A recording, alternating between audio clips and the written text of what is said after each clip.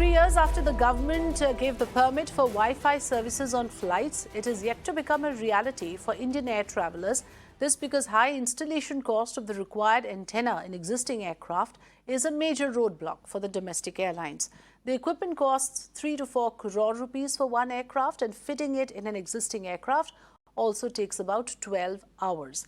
Airlines also think that it's difficult to recover the cost from passengers in an extremely competitive market for cheapest air ticket.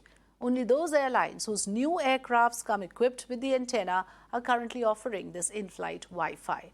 Vistara is the only airline that has been offering in-flight Wi-Fi since 2020, but that too only in 6 of its new aircrafts that are used for international flights.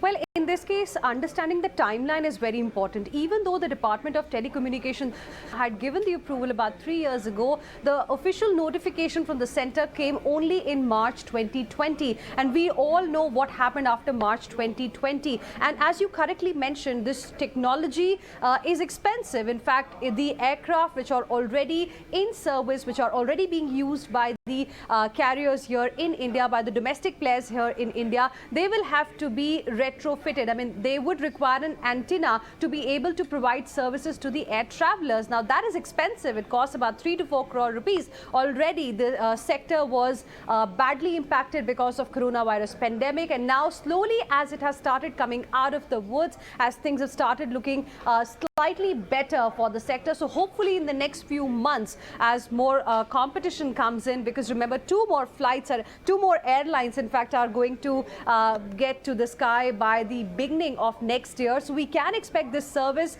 to be given to the passengers like you and me in the next few months by other players as well. As of now, it's only Vistara. So largely it was the bad financial health, we can say, that was responsible for this delay in the airlines being able to provide this service to us. But imagine at 40,000 feet, soon you will be able to send messages, surf the internet, and even send or check your emails instead of putting your mobile phone on in-flight mode or on a switched off mode. So that can become a reality.